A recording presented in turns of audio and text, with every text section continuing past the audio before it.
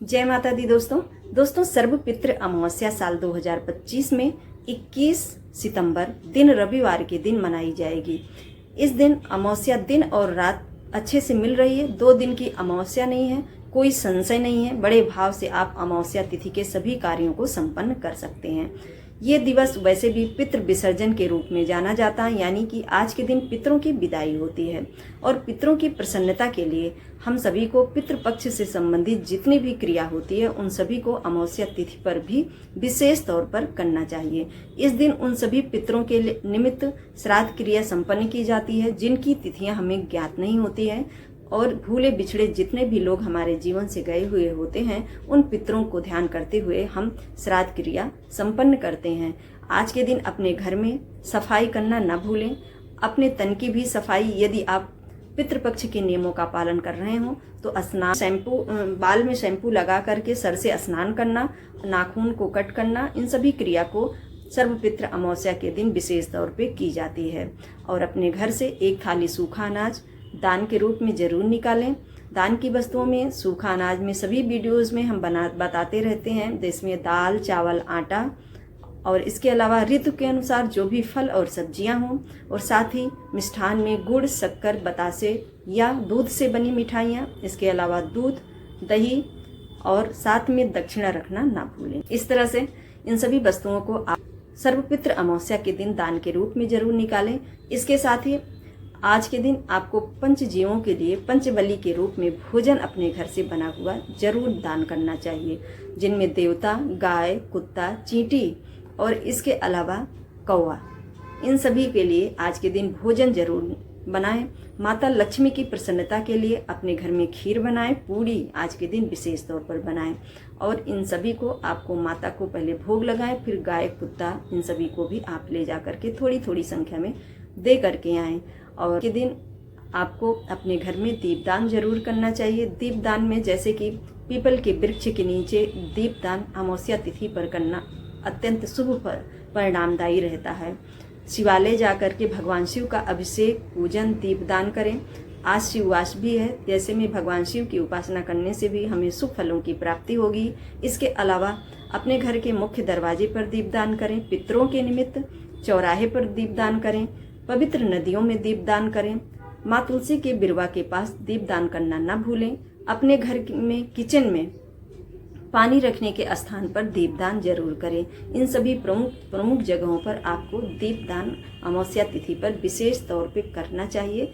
Specially जब ये सर्वपितृ अमावस्या, जिसे कि पितृ विसर्जनी अमावस्या के रूप में जाना जाता है, इस दिन इन सभी कार्यों को करने पर हमारे पितरों की विशेष कृपा प्राप्त होती है। वो हमें देखते रहते हैं कि हमारे परिजन हमारे लिए क्या कर रहे हैं, यानी हमारे विदाई के लिए वो कौन कौन सी क्रिया को संपन्न कर रहे हैं। यदि हम इन सभी कार्यों को करते हैं, वो देखते हैं, तो वो प्रसन्न होते हैं और हमें आशीर्वाद देते हैं।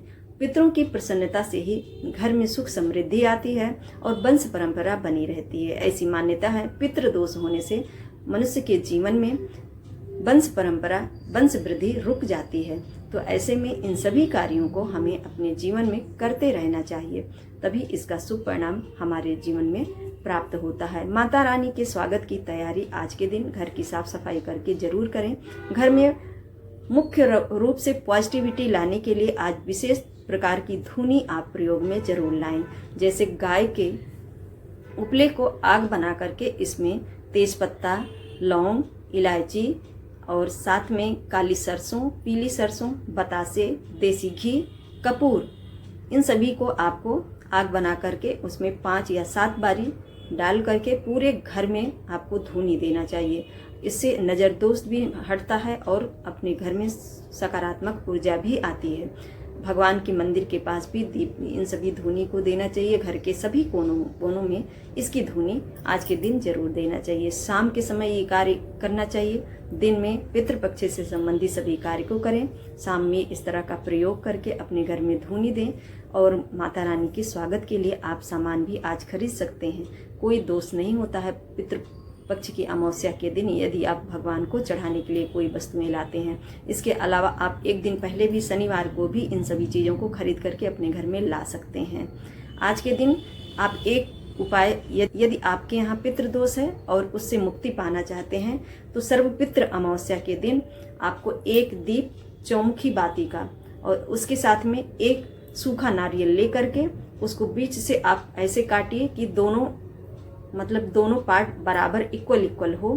फिर आपको थोड़ी सी चीनी, थोड़ी सी काला तिल, थोड़ा सा उड़द की दाल, थोड़ी सी उसमें चावल, इन सभी को देसी घी में हल्का सा रोस्ट करके आप इसे पीस लीजिए। पीस करके इसी में भर दीजिए और दूसरे ऊपर से दूसरा हिस्सा रख करके उसको अच्छे से लपेट दीजिए किसी चीज़ से और इस तरह गाड़ देना चाहिए।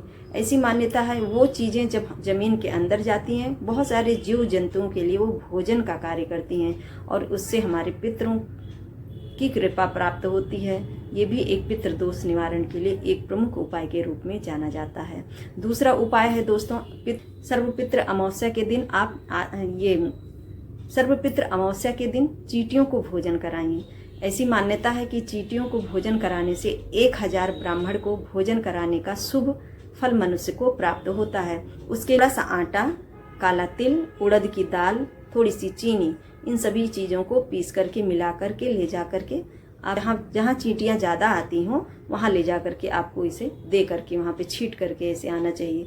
इससे भी पितरों की कृपा प्राप्त होती है और जैसे चींटियों को बहुत ही बड़ा साहस और पराक्रम की दृष्टि से देखा जाता है, उनसे बहुत कुछ सीख मिलती है क्योंकि वो कभी भी निराश नहीं होती हैं। इस तरह से अमावस्या तिथि पर हम सभी को इन सभी उपायों को करते रहना चाहिए। जीवन में सुख, समृद्धि और पॉजिटिविटी बनाने के लिए प्रत्येक अमावस्या के दिन आप इन सभी में से कोई एक कार्य जरूर करें।